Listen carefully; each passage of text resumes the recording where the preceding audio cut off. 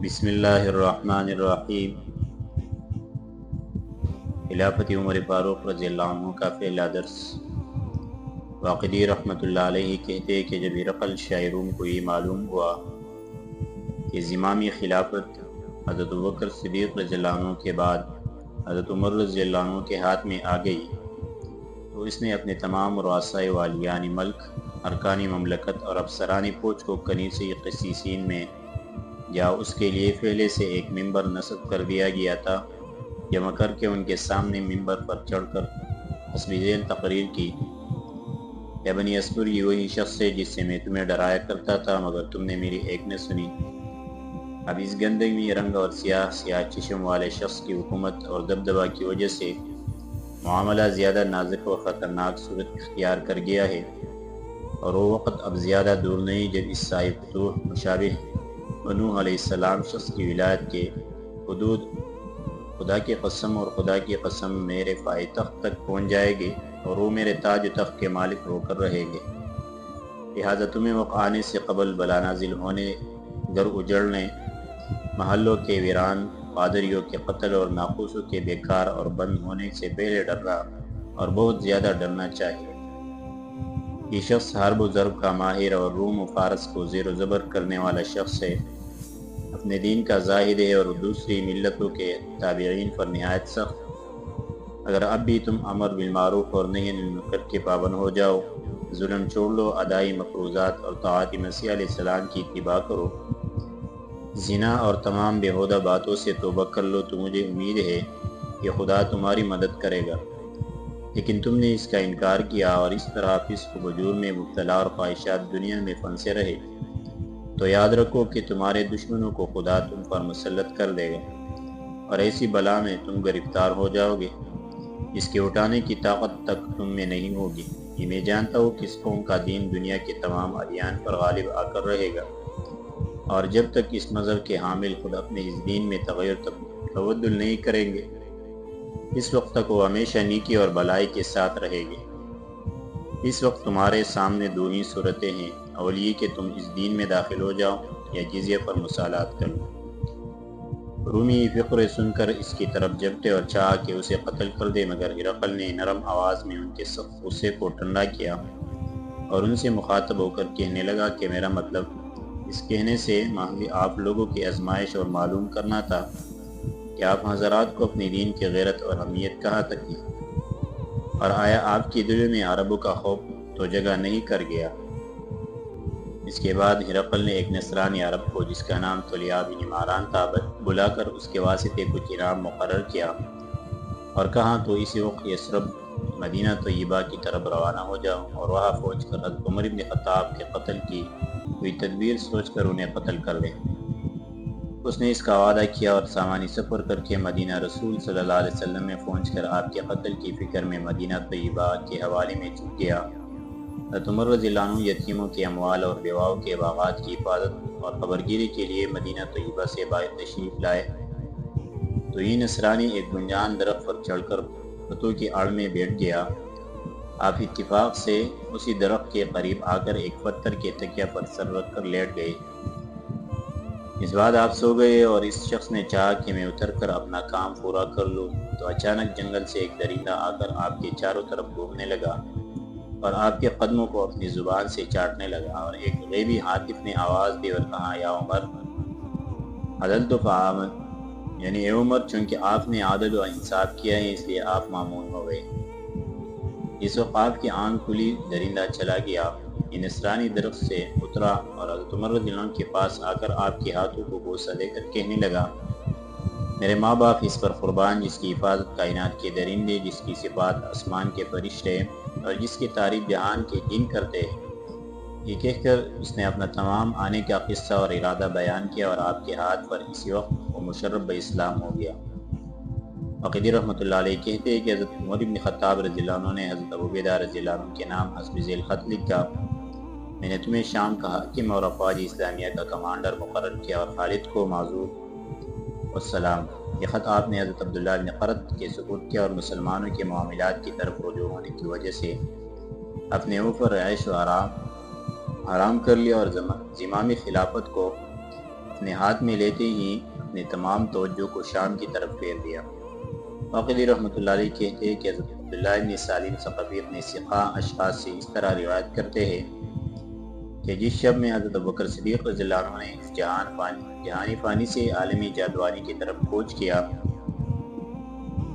اسی رات کو حضرت عبدالرحمن بن عوف زہری رضی اللہ عنہ نے بعینہ ہی وہی خواب دیکھا جو اسی رات حضرت عمر فاروق رضی اللہ عنہ نے دیکھا تھا۔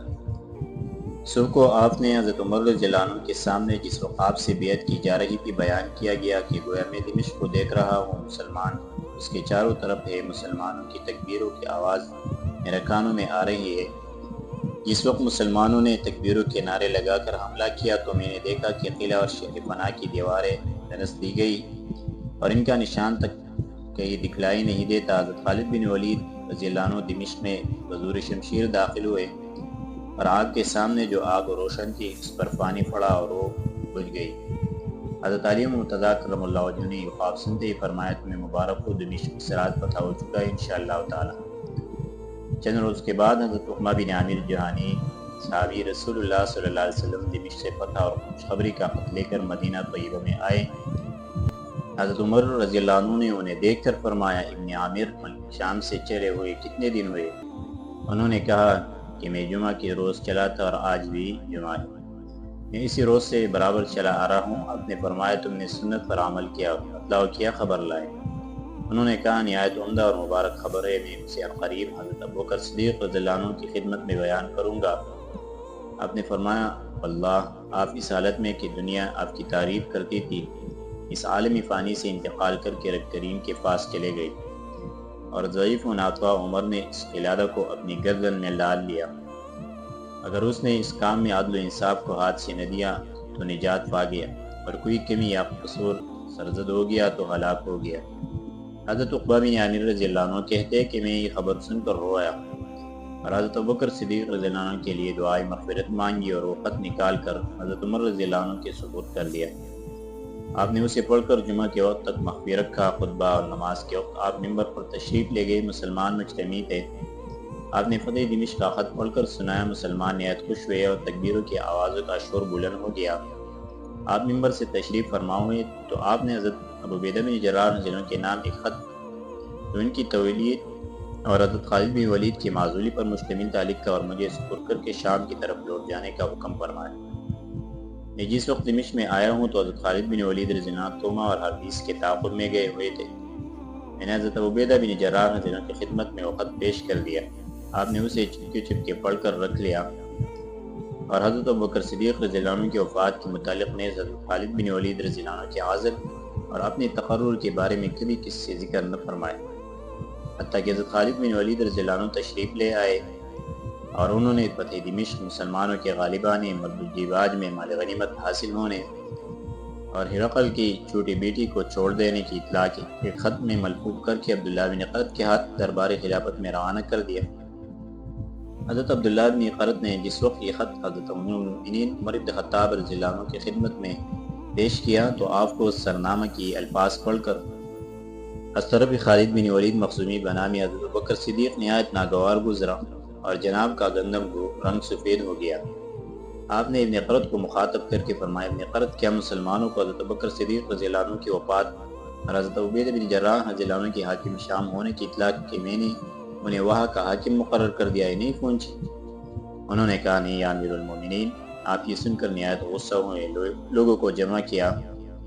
اور منبر پر کھڑے ہو کر فتح دمشق اور مرد الدیباج کے مال غنیمت کی اطلاع دی۔ مسلمانوں کی آواز تحلیل اور تکبیروں کے ساتھ بلند ہوئی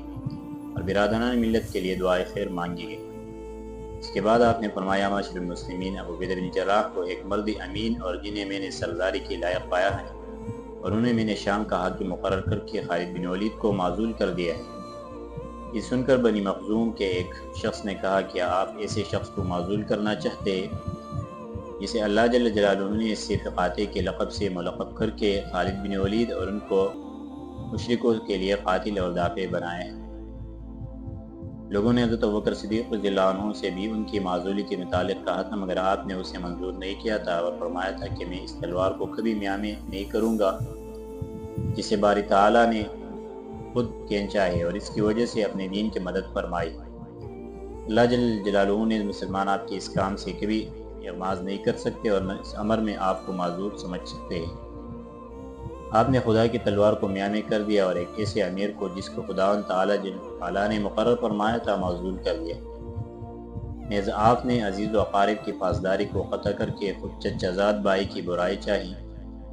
یہ کہہ کر وہ شخص خاموش ہو گیا۔ آپ نے اس کی طرف دیکھا کہ ایک کمسن اور نوعمر شخص تھا، اس لیے آپ نے اسے دیکھ کر فرمایا کہ جوان اور کمسن اپنے چچا زاد بھائی کی حمایت میں غصہ ہو گیا۔ اس کے بعد آپ ممبر کے اوپر سے تشریف لے آئے اور اس خط کو سرہانے رکھ کر لیٹ گئے اور حضرت خالد بن ولید رضی اللہ عنہ کی معزولی کے متعلق غور و خوض فرمانے لگے۔ صبح اٹھ کر جناب نے نماز پڑھائی، ممبر پر کھڑے ہوئے، اللہ تبارک و تعالیٰ کی حمد و ثنا کی، رسول مقبول صلی اللہ علیہ وسلم کا ذکر خیر فرمایا اور درود السلام بیچ کر حضرت ابوبکر صدیق رضی اللہ عنہ کے لیے دعائے مغفرت کی اور اس کے بعد مسلمانوں کو مخاطب کر کے فرمایا، معاشر المسلمین، میں نے ایک بڑی امانت کا بوجھ اپنے کندھے پر اٹھا لیا ہے۔ میں دراصل ایک چرواہا ہوں اور ہر ایک چرواہے اور راعی سے اس کی رعایا کی نسبت سوال کیا جائے گا۔ باری تعالیٰ جل مجدہ نے تمہاری نیز ان تمام لوگوں کی جو اس شہر میں آباد ہیں اصلاح، خیرخواہی، امور معاشیت میں نگہداشت اور وہ تمام چیزیں جو تمہیں تمہارے پروردگار سے عطا ہوئی ہیں مجھے تفویض کر دی ہے، اور میں نے رسول مقبول صلی اللہ علیہ وسلم سے خود سنایا فرمات من صبر علی بلائها وشدتها كنت له شہید وشفیع یوم القیامہ، یعنی جو شخص مدینہ طیبہ کی آزمائش اور سختی پر صبر کرے گا میں اس کے لیے قیامت کے روز گواہ اور شفیع ہوگا۔ اور یہ تمہیں خود معلوم ہے کہ تمہارے اس شہر میں سوائے ان چیزوں کے جنہیں اونٹ ایک مہینہ کا راستہ قطع کر کے تم تک پہنچا دیتے ہیں، نظرات اور ندود، اللہ تبارک و تعالیٰ نے ہم سے مغانم کثیر بہت زیادہ مال غنیمت کا وعدہ فرمایا ہے۔ اس لیے میں ادائی امانت اور خاص و عام کی خیرخواہی کو ملحوظ رکھنا چاہتا ہوں، اور جو شخص اس امانت کا اہل نہیں ہے اس کو اس پر مقرر کرنا نہیں چاہتا، بلکہ اسے شخص کو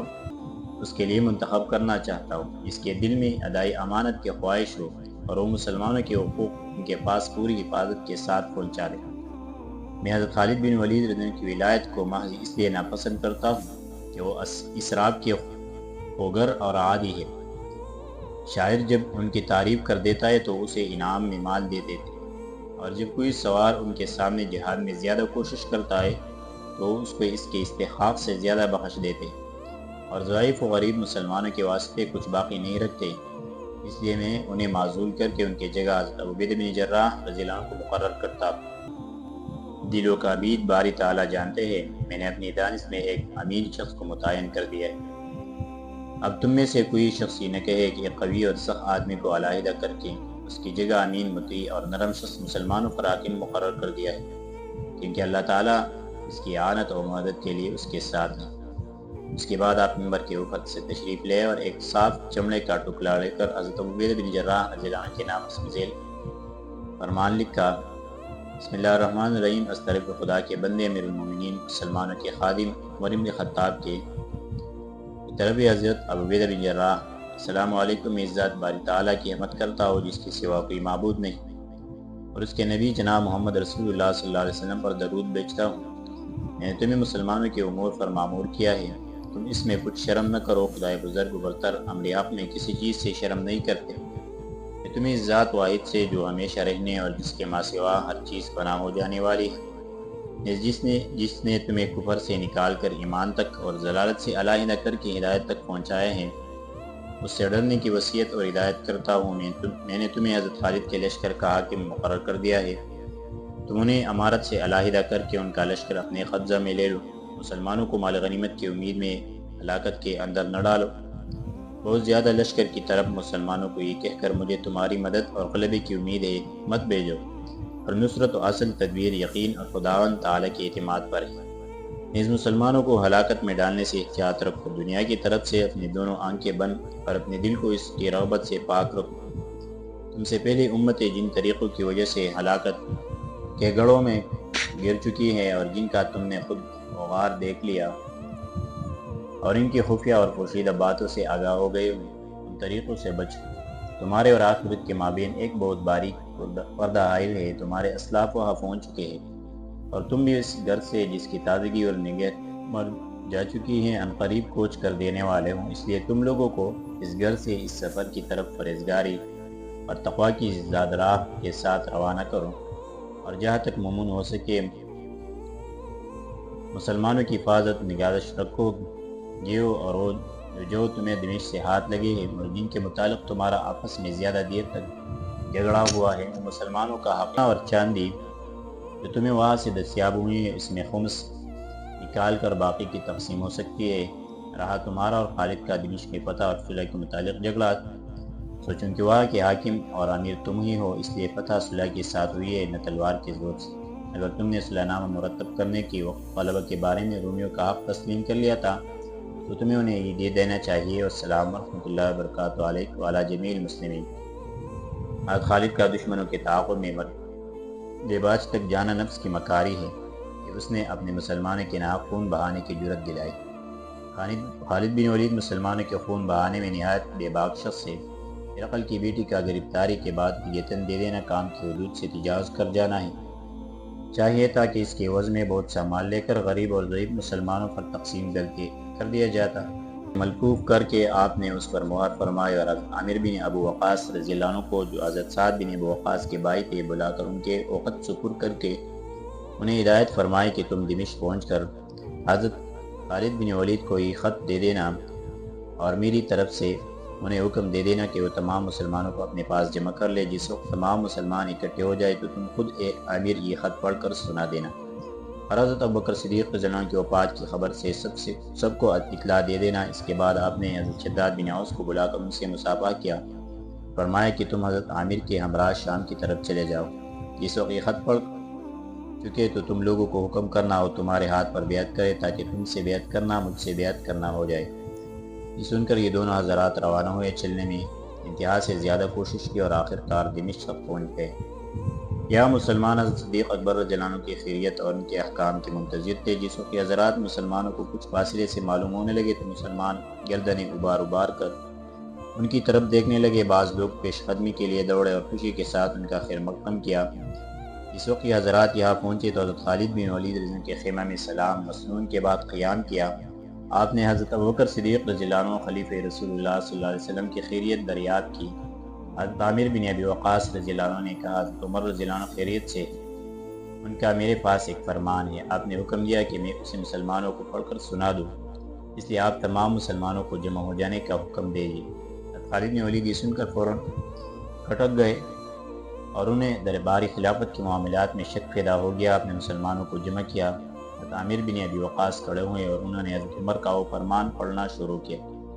جس وقت آپ اس جملہ پر پہنچے کہ حضرت ابوبکر صدیق رضی اللہ عنہ کی وفات ہو گئی تو مسلمان داڑے مار کر رونے لگے۔ حضرت خالد نے روتے ہوئے فرمایا کہ اگر جناب حضرت ابوبکر صدیق رضی اللہ عنہ اس داری پانی سے عالم بقا کی طرف تشریف لے گئے اور تخت خلافت جناب حضرت عمر رضی اللہ عنہ کے سپرد ہو گیا تو ہمیں ان کی اطاعت بخوشی منظور ہے۔ اللہ حضرت ابوبکر صدیق رضی اللہ عنہ کی خلافت اور حکومت سے مجھے دنیا میں کوئی محبوب چیز اور حضرت عمر کی ولایت و خلافت سے دشمن کوئی شے نظر نہیں آتی تھی، مگر اب ان کی اطاعت اور انہوں نے جو احکام صادر فرمائے مجھے بخوشی منظور ہے۔ حضرت عامر رضی اللہ عنہ نے تمام فرمان پڑھ کر جب سنا لیا تو چونکہ انہیں شداد بن اوس رضی اللہ عنہ کے ہاتھ پر بیعت خلافت کرنے کا حکم ہے، اس لیے آپ کے ہاتھ پر حضرت عمر کی طرف سے 3 شعبان معظم 13 ہجری کو بیعت ہو گئی۔ اس کے بعد کیا ہو گیا انشاءاللہ آگے درس میں ذکر کریں گے۔